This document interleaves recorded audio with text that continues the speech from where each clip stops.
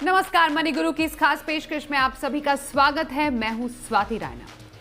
आपको तो मालूम ही होगा कि लाइफ इंश्योरेंस और खास तौर पर टर्म प्लान लेना आपके लिए कितना जरूरी है, लेकिन आपको टर्म प्लान लेने का सही तरीका मालूम है? मतलब टर्म प्लान आप कितना लें, कब लें, टर्म प्लान के साथ कौन से राइडर्स या बेनिफिट्स आपके लिए सही हैं, टर्म प्लान 60 साल की उम्र के बाद भी आपको कंटिन्यू करना चाहिए कि नहीं, अगर कंटिन्यू करना चाहिए रिटायरमेंट के बाद भी तो कितने साल तक टर्म प्लान आपको जारी रखना चाहिए और प्रीमियम में इसका क्या फर्क पड़ेगा, साथ ही साथ रिटर्न ऑन टर्म इंश्योरेंस ये क्या प्लान है, इस पर भी हम आज चर्चा करेंगे। हमारे साथ दो खास मेहमान हैं, सबसे पहले उनका परिचय करा दें।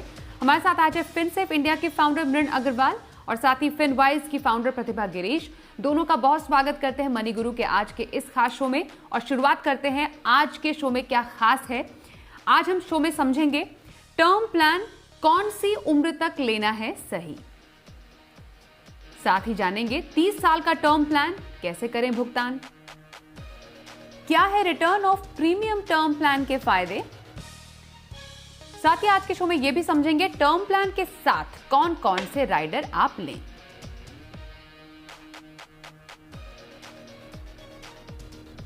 तो चलिए शुरू करते हैं आज की चर्चा। क्योंकि टर्म प्लान पर यहां पर बातचीत चल रही है, इसलिए सबसे पहले बहुत बेसिक्स जानना बेहद जरूरी है।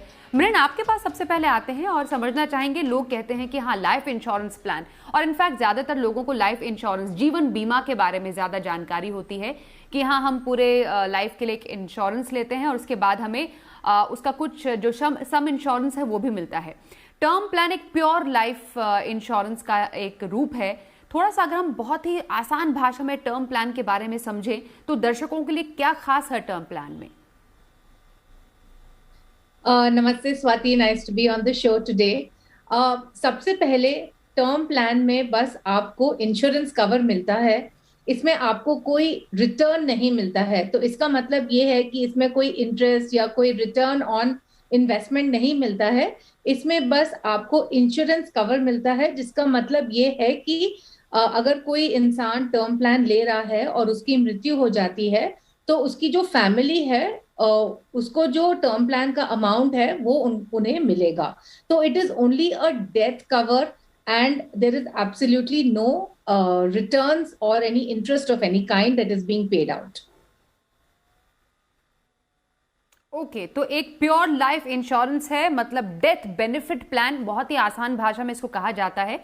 और पॉलिसी अवधि में अगर पॉलिसी धारक की मृत्यु हो जाती है तो रकम है वो नॉमिनी को मिल जाएगी पूरी की पूरी, और अगर पूरी पॉलिसी अवधि के दौरान आप जीवित रहते हैं तो टर्म इंश्योरेंस में आपको कुछ नहीं मिलता है। और इसी से एक और कॉन्सेप्ट सामने आया है। प्रतिभा, मैं आपसे वो जानना चाहती हूं, एक तो टर्म प्लान हुआ जो कि मृण ने बताया काफी आसान भाषा में कि टर्म प्लान बेसिकली होता क्या है, लेकिन जैसा मृण ने यह भी बोला कि आपको कोई रिटर्न नहीं मिलता है, जो आप प्रीमियम पे कर रहे हैं या वापसी में आपको जब आपकी पूरी अवधि खत्म हो जाएगी आपकी पॉलिसी की, आपको कुछ वापस नहीं मिल रहा है।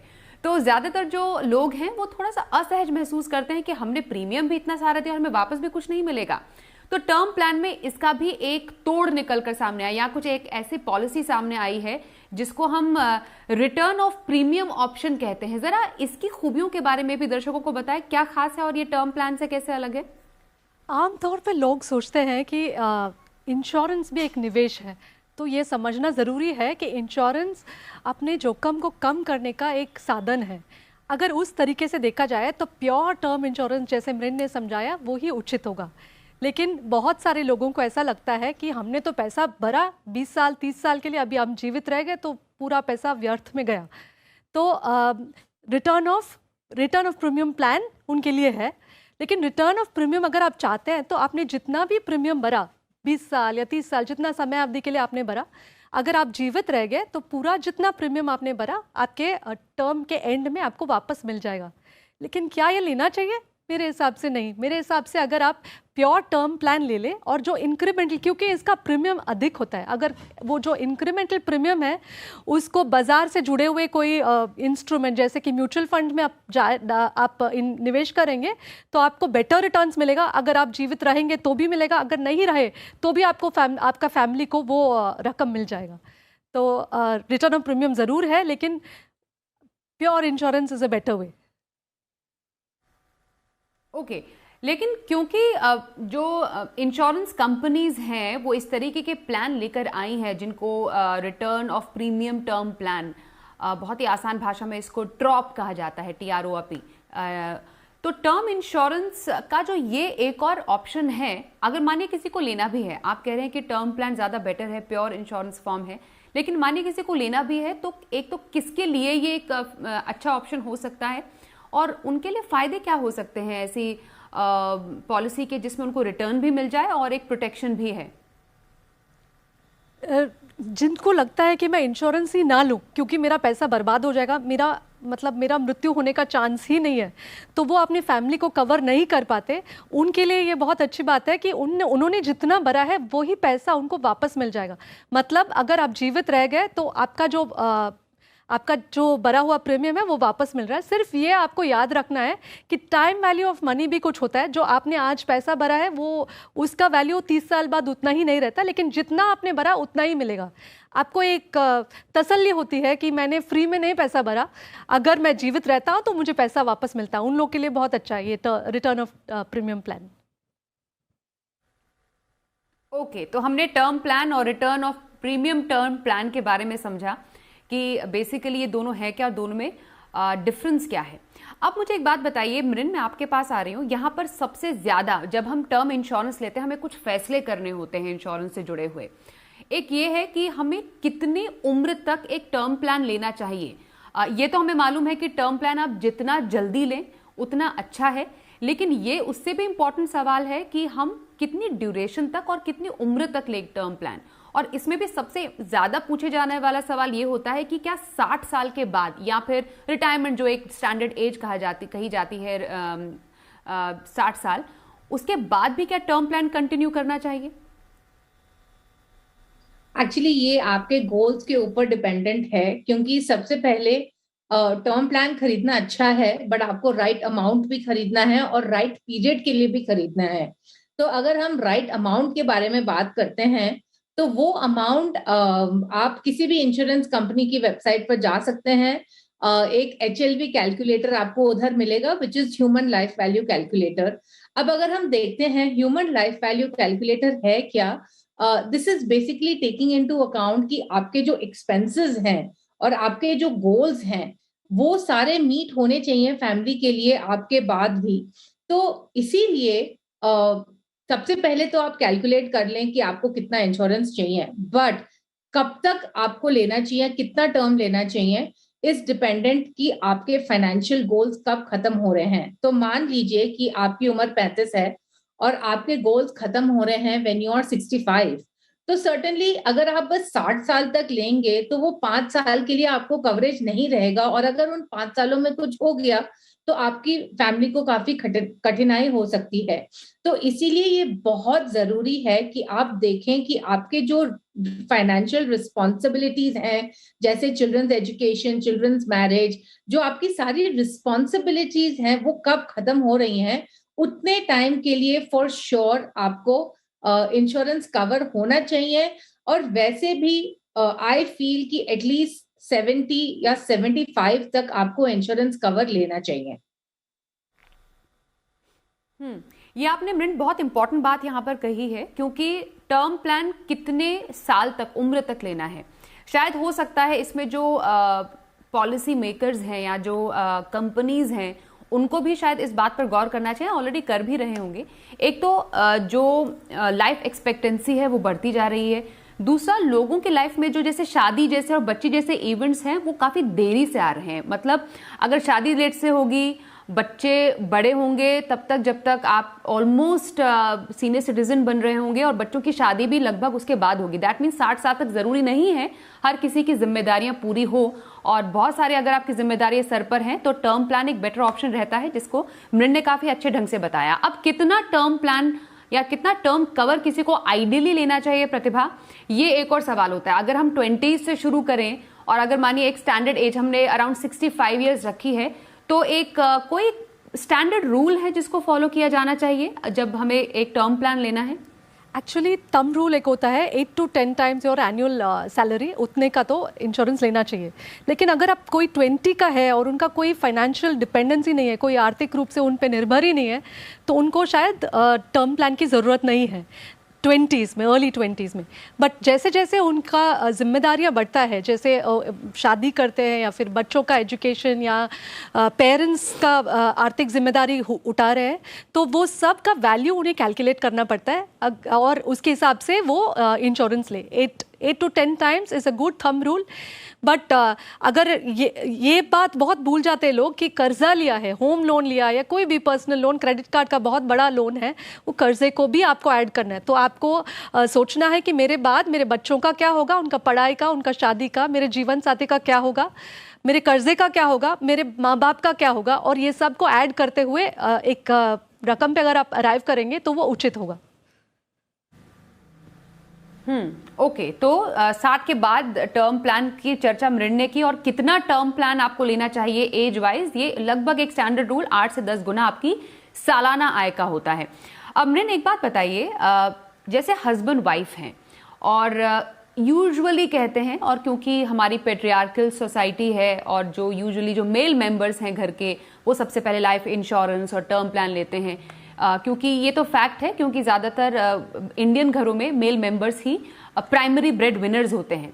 लेकिन अगर एक महिला काम भी कर रही हो या अगर काम नहीं भी कर रही हो, क्योंकि उनकी तो लाइफ स्पैन यूजुअली अगर फैक्ट्स के आधार पर भी जाएं वो ज़्यादा होती है पुरुषों के मुकाबले, उनके लिए टर्म प्लान लेना कितना ज़रूरी है? क्या दोनों हस्बैंड वाइफ टर्म प्लान ले, ये एडवाइजेबल है? बिल्कुल, क्योंकि अगर कोई महिला है जो काम कर रही है तो वो भी कंट्रीब्यूट कर रही है हाउस होल्ड इनकम के लिए, एंड हाउस होल्ड एक्सपेंसेस भी चल रहे हैं उनके इनकम की वजह से। सो सर्टेनली उनको भी टर्म प्लान लेना चाहिए, और हाउस वाइफ्स के लिए भी टर्म प्लान होना चाहिए या उनको लेना चाहिए। ज्यादातर हमने देखा है कि जो मेल मेंबर हैं, बिकॉज वो प्राइम अर्निंग मेंबर हैं, जैसे आपने कहा, उनके लिए ही दे थिंक कि बस उनके लिए टर्म प्लान ले लेंगे तो काफी है। बट आपको ऐसा भी सोचना चाहिए कि जो होम मेकर हैं, they are contributing in a very big way, and I don't think that you can really attach a value to what they are contributing, because जो होम मेकर्स हैं, they take care of the house, they take care of the family members as well, and while इसकी really value नहीं लगा सकते हैं, but अगर ये home maker की डेथ हो जाती है, then family will need to hire outside people to take care of all of these matters, right? So इस वजह से होम मेकर्स के लिए भी टर्म इंश्योरेंस बहुत जरूरी है। प्रतिभा, इस पर मैं आपका भी टेक लेना चाहूंगी आपसे। जो आपकी फीमेल क्लाइंट्स बात करती हैं, उनके एजेंडा में, उनके फाइनेंशियल प्लानिंग में एक लाइफ इंश्योरेंस या एक टर्म प्लान कितना प्राइमरी है? मतलब फाइनेंशियल गोल्स का हिस्सा या फाइनेंशियल प्लानिंग का हिस्सा क्या टर्म प्लान ज्यादातर फीमेल क्लाइंट्स के प्लानिंग में होता है? सरप्राइजिंगली फीमेल क्लाइंट्स पहले अपने बच्चों के बारे में सोचते हैं, तो वो अपने हस्बैंड के टर्म इंश्योरेंस से पहले अपने इंश्योरेंस की सोचते हैं कि कल मैं नहीं रहूँगी तो कुछ तो मेरे बच्चों के लिए मुझे रखना है, तो पहले अपना इंश्योरेंस ले लेते हैं, टर्म प्लान लेते हैं। उसके बाद हम याद दिलाते हैं, देखो आपके लिए भी ज़रूरी है कि अपने फैमिली में दोनों का इंश्योरेंस रहना चाहिए। तो जो कमा रहे हैं वो कमा सकते हैं, तो इंश्योरेंस भी लेना बहुत ज़रूरी है, ना सिर्फ बच्चों के लिए। कभी कभी फीमेल क्लाइंट्स जो हैं वो अपने पेरेंट्स को सपोर्ट कर रहे होते हैं, तो 2 इंश्योरेंस लेते हैं वो, एक जिसमें नॉमिनी चिल्ड्रन है और एक जिसमें पेरेंट्स नॉमिनी होते हैं। ओके मृण, एक क्विक सवाल आपसे, थोड़ा जेनरिक रहेगा। हमारे फेसबुक के व्यूअर विपुल गौर पूछ रहे हैं, मैं आपसे बहुत स्पेसिफिक तो नहीं पूछूंगी, लेकिन क्योंकि बहुत सारी कंपनीज हैं, बहुत सारे कंपनी के बहुत सारे प्लान्स हैं, उसमें बहुत सारे ऑफर्स हैं, किसी को अगर एक अच्छा टर्म प्लान अपने लिए चुनना है तो चूज करने का, सिलेक्ट करने का क्राइटेरिया किसी के पास क्या होना चाहिए? तो सबसे पहले तो आई विल सजेस्ट कि आप प्लेन वेनिला टर्म प्लान खरीदें, not with return of premium, क्योंकि जो रिटर्न ऑफ प्रीमियम वाले प्लान्स होते हैं उनके प्रीमियम्स डबल होते हैं, and it's really not worth it. दूसरी बात जो आपको देखनी है, ऑफ कोर्स आपको प्रीमियम देखना है, बट वेरी इंपॉर्टेंटली आपको क्लेम सेटलमेंट रेशियो भी देखना है, और ये जो क्लेम सेटलमेंट रेशियो है, it is published every year by IRDAI, तो आप इंटरनेट में इसके बारे में सर्च कर सकते हैं। Claim settlement ratio above 90% is considered good. Of course, while most insurance companies are well capitalized, I think it's still important कि जो कंपनी से आप ले रहे हैं थोड़ा उस कंपनी के बारे में भी जानकारी कर लीजिए, बट मेन यही है कि प्रीमियम कितना है और क्लेम सेटलमेंट रेशियो कितना है. अच्छा, इसमें एक चीज मैंने देखी है कि लोगों को लगता है कि अगर गवर्नमेंट की कंपनी है तो ज्यादा सेफ रहेगी. I don't believe in that. I feel कि आपको वेदर इट इज गवर्नमेंट और it is a private company, दोनों के लिए आपको ये प्रीमियम और ये क्लेम सेटलमेंट रेशियो का कंपैरिजन कर लेना चाहिए. मृन, आपके पास मैं अब आ रही हूँ और ये एक थोड़ा सा मेरे ख्याल से आपको हमें एक एग्जाम्पल और कैलकुलेशन के जरिए समझाना पड़ेगा यहाँ पर कि किसी ने एक टर्म प्लान लिया है तो क्या वो एक फिक्स टेन्योर के लिए पे करें या फिर पूरी अवधि के लिए पेमेंट एक पॉलिसी धारक को करनी चाहिए. थोड़ा कंफ्यूजिंग जरूर है, लेकिन थोड़ा बहुत आसान अंदाज में कुछ कैलकुलेशन के जरिए बताइए. माने किसी का टर्म प्लान 30 साल का है तो क्या वो 10 साल में भी उसको पे कर सकते हैं या 30 साल के लिए पूरी अवधि में उसको पे करना चाहिए? एक्चुअली ये सवाल बहुत आता है बिकॉज लोगों को क्या लगता है कि इसके लिए जल्दी पे करके इसको खत्म कर लेते हैं ताकि हमें लॉन्ग टर्म के लिए इसके लिए पे नहीं करना पड़ेगा. तो एक एग्जांपल हम लेते हैं. मान लीजिए कि एक 40-year-old इंसान है एंड वो 30 इयर्स का टर्म प्लान ले रहे हैं और उनका सम एश्योर्ड अमाउंट है 2 करोड़ रुपीस. तो अगर हम इंश्योरेंस देखते हैं, इंश्योरेंस प्रीमियम को देखते हैं, तो अगर वो 30 साल के लिए प्रीमियम पे कर रहे हैं तो उनका प्रीमियम रहेगा 40,000 रुपए पर ईयर. अगर वो 10 साल में ये पे करना चाह रहे हैं तो उनका प्रीमियम हो जाएगा 75,000 रुपीज पर ईयर. राइट. सो आपको ये वे करना है कि शुड आई पे 40,000 रुपीज फॉर 30 इयर्स और शुड आई पे 75,000 रुपीज फॉर 10 इयर्स. तो सपोज हम मान लेते हैं कि आप 75,000 डालने के लिए तैयार हैं.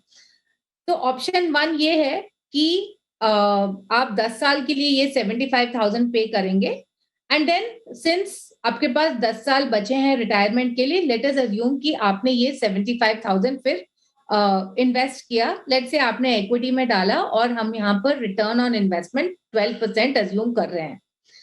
तो 75,000 पहले 10 साल के लिए गया प्रीमियम में, बाकी के 10 साल गया इक्विटी इन्वेस्टमेंट में. तो देखा जाए तो आपका टोटल प्रीमियम पेड अमाउंट होगा 7,50,000 और जो आपका इन्वेस्टमेंट वैल्यू होगा, बिकॉज आपने 10 साल के लिए इन्वेस्ट भी किया है, तो आपका जो इन्वेस्टमेंट वैल्यू होगा वो करीब 14 लाख होगा. राइट. तो इसमें आपको गेन आएगा 7 lakh. Now let us assume कि आप 30 साल के लिए प्रीमियम दे रहे हैं 40,000 और वो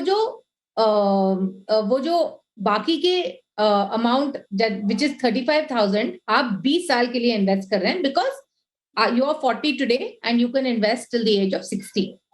इसमें अगर हम देखते हैं आपका टोटल प्रीमियम अमाउंट है 12 लाख रुपए, बट आपका return on investment is almost around 29 lakhs, which means कि आपके पास एक्स्ट्रा अमाउंट होगा 17 लाख. तो जैसे कि हमने इस एग्जाम्पल से देखा है कि अगर हम लॉन्गर टर्म के लिए लोअर प्रीमियम भरेंगे एंड बैलेंस अमाउंट हम इन्वेस्ट करते हैं for example into equity, you will have a bigger amount at the end of the day. So ये कैलकुलेशन आपको कर लेना चाहिए. इसमें और कोई तरीका नहीं है जानने का कि कौन सा ज्यादा बेहतर तरीका है. आपको ऐसा एक कैलकुलेशन करके ही पता करना पड़ेगा.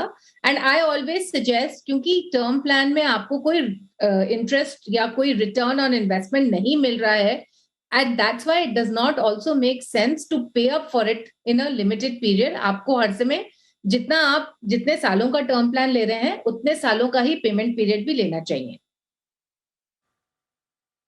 ओके. अब ये तो हमने एक गणित समझ लिया टर्म प्लान का. फिक्स्ड आप अमाउंट पे टेन्योर के लिए पे करें या पूरे अवधि के लिए आपको टर्म प्लान में आपको पेमेंट करनी चाहिए. प्रतिभा, आपसे जानना चाहेंगे, क्योंकि हम राइडर्स की बात कर रहे हैं, हमने एक टर्म प्लान बेसिक ले लिया और उसमें कुछ राइडर्स भी आजकल काफ़ी कंपनीज हैं जो कि ऑफर करती हैं. सबसे पहले कौन कौन से राइडर हैं जिसको एक पॉलिसी धारक को ध्यान में रखना चाहिए? बहुत इंपॉर्टेंट राइडर है क्या क्रिटिकल इलनेस राइडर। लोग सोचते हैं मेरे पास तो हेल्थ इंश्योरेंस है तो मैं सॉर्टेड हूँ, मुझे क्रिटिकल इलनेस की ज़रूरत नहीं है। क्रिटिकल इलनेस अलग ही एक राइडर है जिसके बारे में अभी हम बात करते हैं। दूसरा है टर्मिनल इलनेस राइडर, जैसे आप बहुत बीमार हैं और तो आपका मृत्यु होने वाला है 12 मंथ्स के अंदर, तो आपका सम इंश्योर्ड से कुछ पैसे आपको मिल जाएंगे। तीसरा है एक्सीडेंटल डिसेबिलिटी राइडर। तो ये इंश्योरेंस खरीदते वक्त हम यही सोचते हैं कि हमारे बाद हमारे परिवार का क्या, हमारे पर जो निर्भर है उनका क्या, लेकिन ये भी सोचना ज़रूरी है कि अगर हम जिंदा रहे और इतने बीमार हो गए कि हम कमा नहीं पा रहे हैं, हाँ, और हमारा लाइफस्टाइल भी चेंज हो रहा है, उस पर भी ज़्यादा खर्चा हो रहा है, तो क्या ना लाइफ इंश्योरेंस, टर्म इंश्योरेंस तो आपके मरने के बाद काम आएगा, हेल्थ इंश्योरेंस हॉस्पिटल बिल सिर्फ भरेगा, लेकिन आप जिंदा हैं और बीमार हैं तो उसका खर्चा कौन उठाएगा। ये 3 इंश्योरेंस बहुत ही ज़रूरी है, 3 राइडर्स बहुत ज़रूरी है और इसको टर्म इंश्योरेंस के साथ लेने में बहुत फायदा होता है as compare to taking a stand alone policy. Should I explain on each of these riders?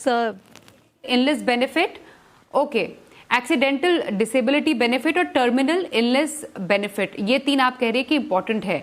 Critical illness rider तो हम हेल्थ इंश्योरेंस में भी देखते हैं। टर्म प्लान के साथ क्रिटिकल इलनेस राइडर लेने के क्या फायदे हैं, कौन सी बीमारियां हैं जो इसमें शामिल हैं? बहुत गंभीर बीमारियां जैसे कि कैंसर, और कैंसर भी स्टेज 3 जैसे kidney failure, and stage liver failure, heart attack, ये बहुत गंभीर बीमारियां हैं जहां पे ना सिर्फ आपका हॉस्पिटल एक्सपेंसेस होने वाला है, ये बीमारी होने से ऐसा होगा कि आप इनकम जनरेशन भी कर नहीं पाओगे और लाइफस्टाइल चेंजेस भी होगा और बहुत सारे ऐसे एक्सपेंसेस होंगे जो कवर्ड नहीं होंगे हेल्थ इंश्योरेंस में। तो क्रिटिकल इलनेस जब आप लेते हैं तो क्रिटिकल इलनेस राइडर में हॉस्पिटल से कोई संबंध नहीं रहता। अगर ये समय अवधि के दौरान जहां आपका टर्म इंश्योरेंस है और आपका राइडर चल रहा है, अगर आप क्रिटिकल इलनेस डायग्नोस हुआ तो लमसम अमाउंट, जैसे आपने 25 लाख का लिया है और जो स्पेसिफाइड सिवियरिटी के साथ इलनेस है वो हुआ है, तो 25 लाख आपको इंश्योरेंस कंपनी दे देगा और उसके बाद टर्म इंश्योरेंस सिर्फ जारी रहेगा और क्रिटिकल इलनेस बंद हो जाएगा। इससे आपका इनकम रिप्लेसमेंट में कुछ मदद हो जाएगा और बहुत ही इंपॉर्टेंट है। टर्म के साथ अगर आप क्रिटिकल इलनेस लेते हैं ना तो आपका इंश्योरेंस प्रीमियम बढ़ेगा नहीं। अगर आप स्टैंड अलोन पॉलिसी में लेंगे क्रिटिकल इलनेस तो हर साल आपका एज जैसे बढ़ता है वो प्रीमियम भी बहुत बढ़ते जाता है। तो ये बहुत काम का राइडर है और हर एक को कंसिडर करना चाहिए, स्पेशली वो जिनका जेनेटिकली डिस्पोज्ड है, जिनके फैमिली में ऐसा कुछ इलनेसेस हो। ओके प्रतिभा, एक और बात बताइए, एक्सीडेंटल डिसेबिलिटी राइडर आपने बोला और एक्सीडेंट डेथ राइडर आपने बोला, इन दोनों में बेसिक डिफरेंस क्या है? लोग एक्चुअली बहुत कंफ्यूज हो जाते हैं। एक्सीडेंट डेथ बेनिफिट ले लेते हैं कि उनको अगर एक्सीडेंट से उनका डेथ हुआ तो ज़रूरी नहीं है कि उनकी फैमिली को ज़्यादा कॉर्पस लगेगा। अगर उन्होंने अच्छी तरह से प्लान करके इंश्योरेंस रकम तय किया है तो उतना ही पैसा लगना है, भले अपघात से हो भले ही नेचुरल डेथ हो, उतना ही पैसा उनकी फैमिली के लिए ज़रूरत है। लेकिन एक्सीडेंट डिसेबिलिटी तब काम आता है जब आप जिंदा हो, आपके एक्सीडेंट की वजह से आपको इतना चोट पहुँचा कि आप अपने इनकम नहीं जनरेट कर पा रहे हो, तो एक फिक्स्ड अमाउंट जो है 5 इयर्स 10 इयर्स के अवधि के लिए इंश्योरेंस कंपनी देता है। ये बहुत ज़रूरी है क्योंकि आप जिंदा हो और आपकी टर्म इंश्योरेंस काम नहीं आने वाला है। तो डिसेबिलिटी राइडर के लिए आप ओके मृण, कंक्लूडिंग रिमार्क्स आपसे लूंगी, समय थोड़ा कम है इसलिए संक्षिप्त में जवाब चाहूंगी आपसे कि ऐसा कोई राइडर एक स्टैंडअलोन बेनिफिट के तौर पर ले या फिर मतलब बेसिकली राइडर के तौर पर ले या स्टैंडअलोन लेना सही रहता है? वेल आई थिंक ये थोड़ा मुश्किल है कहना, बिकॉज अगर हम क्रिटिकल इलनेस, तो क्रिटिकल इलनेस बहुत जरूरी है लेना, बट स्टैंडअलोन में ये बेनिफिट है कि आपको ज्यादा इंक्लूजन मिल जाएंगे। बट जैसे प्रतिभा ने कहा कि जब आप टर्म के साथ लेंगे तो इसका कॉस्ट नहीं बढ़ेगा, तो आपको सोचना पड़ेगा based on your families medical history and everything, आपको डिसाइड करना पड़ेगा उसके बेसिस पर। ओके तो हमने टर्म प्लान के बारे में आज काफी जानकारी ली अपने दोनों ही खास मेहमान से कि टर्म प्लान के क्या फायदे हैं, कैसे आप सही तरीके से टर्म प्लान ले सकती हैं, return on premium term plan आपको लेना चाहिए, क्या उसके फायदे हो सकते हैं और राइडर्स की अपने बेनिफिट क्या है। बहुत शुक्रिया अमरिन और प्रतिभा, आप हमारे साथ मनी गुरु में आज शामिल हुई। तो इसी के साथ आज के इस एपिसोड में बस इतना ही। वक्त एक ब्रेक का हो गया है, पर खबरों का सिलसिला जारी रहेगा। देखते रहिए जी बिजनेस।